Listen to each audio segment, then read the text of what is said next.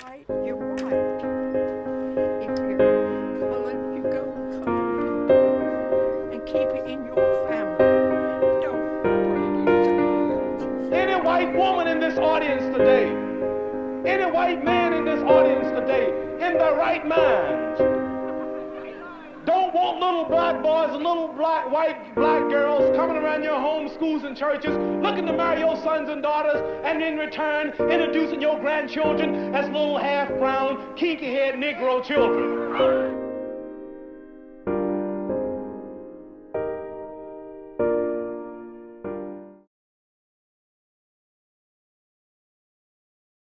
Since the beginning of civilization, humans have always enslaved other humans. For 5 decades, black men, women, and children were enslaved by white men and women.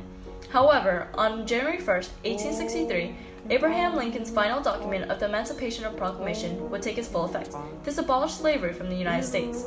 Despite the proclamation, blacks were treated unfairly. They were treated poorly until the Supreme Court overruled the Plessy v. Ferguson decision, the Brown v. Board of Education, on May 17, 1954. With the Virginia Acts of 1924 came unfair and strict laws. They had deemed that someone was to be identified as being black if even a single drop of blood in their body was not Caucasian. This act was to enforce the law that stated interracial marriage was illegal. The reasoning for this was that many white men and women wanted to protect the whiteness from the negative effects of race mixing. Due to this act, relations between races were harmed throughout more than one generation.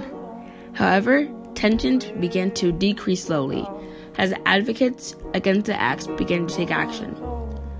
The Virginia Acts continued until the year 1967, when the Loving v. Virginia case drew to a close, with the Lovings claimed victories by the Supreme Court. In the year of 2001, the General Assembly denounced the act as racist.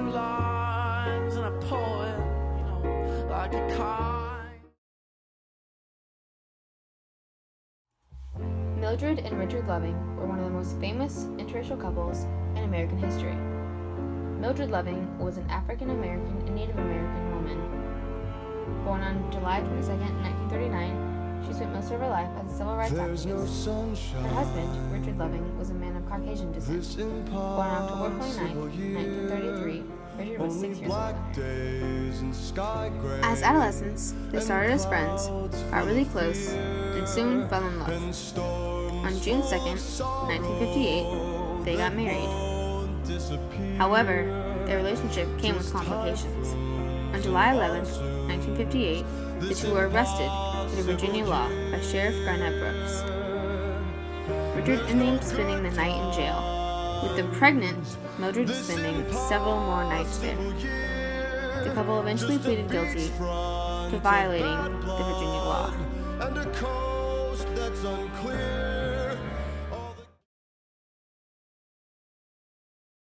The Loving case is the core reason that interracial marriage is legal today.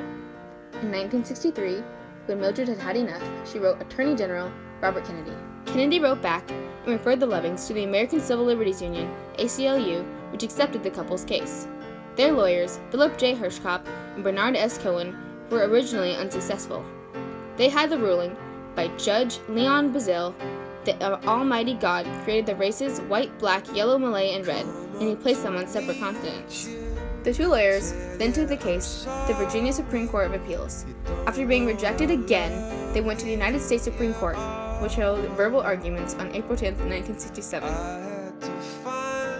On June 12, 1967, the High Court agreed in favor of the Lovings, striking down Virginia's law and allowing the couple to live happily in Virginia, while also allowing interracial marriage in other states.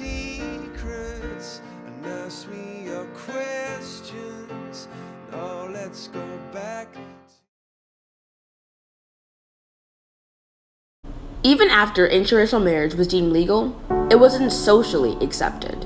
In a very small town in southeast Kansas where there wasn't a lot of biracial dating or marriage, I think at first they were apprehensive. What was the town going to think? Everyone was, nervous about, what they were going to think about me. Although segregation was starting to end, mainstream racism was still in effect. Several people protested against this ruling, Muhammad Ali being the most outspoken on the subject. I don't see no black and white couples in England or America walking around proud holding their children. Being stared at and people judging you harshly in public, like this, is a very common thing. Interracial marriages result in biracial children, which stops most people from being in intermixed relationships because their children wouldn't look related to them. They also believed biracial children were ugly and resembled monkeys. Not only was it not accepted in society, but priests and preachers deemed it ungodly and impure to date someone not of your race. It's one thing if you're going against what society wants, but another when you're going against what your religion or God believes. And let me tell you right up front, you young people, you want to marry a black man, you girls, don't ask me to do it, because I will not. I refuse. I cannot do it with a conscience toward God and look these quotes in the face. But interracial couples and marriages of the 60s through the 80s had the worst of it. Sammy Davis Jr. married Swedish-born actress Mae Britt in 1960, when interracial marriages were forbidden by law in 31 U.S. states. While he was at JFK's inauguration, they were calling out Hollywood celebrities and he was booed, because at the time he was engaged to a white woman. JFK's father was worried that Davis's marriage to a white woman on the eve of an election might cost his son votes, so Davis had to postpone his wedding. During their marriage, the couple received hate mail and were targets of nasty jokes and vicious slurs. Taking a stand against something that most people disagreed with was very hard and usually resulted in exile with friends and family. It's much different fighting for a cause than fighting for your God-given right to love.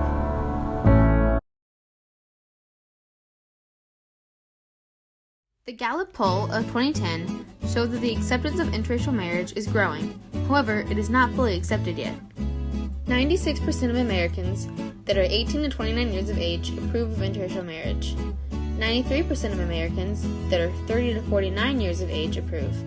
84% of Americans that are 50 to 64 years of age approve. And 70% of Americans 65 and older approve of interracial marriage. Support differed slightly in the geographical range as well. In the East, 86% of people approve of race mixing. In the South, 83% of people approve of race mixing. In the West, 93% of people approve of race mixing. And in the Midwest, 86% of people approve of race mixing.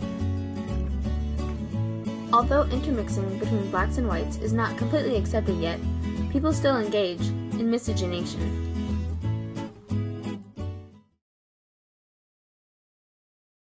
The popularity of interracial marriage is increasing. About 15% of all new marriages in the United States were between spouses of a different race. This is more than double the amount of marriages in 1980. If you look at all the newlyweds in today's world, interracial marriages have reached an all-time high. In 1980, only 3.2% of marriages were interracial. 43% of Americans say that interracial marriages have changed us for the better, 11% say that it was for the worse, and 44% say it has no difference on them. Louisiana. And there was a guy in our class, an African-American guy, and he and I became very good friends and we dated. It was social dating. Wasn't very serious, but what I remember most about it was that we could not leave campus, because if we left campus, a white woman with a black man, he was in danger. Even if you don't personally believe in race mixing, you have to acknowledge they fought hard for what they believed in: love. And they fought for it every day.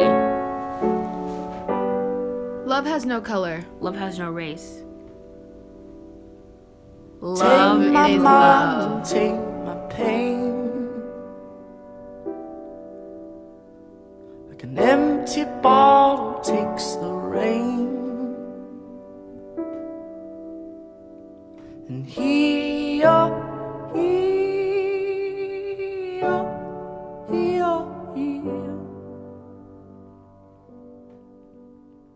and take my past and take my sin.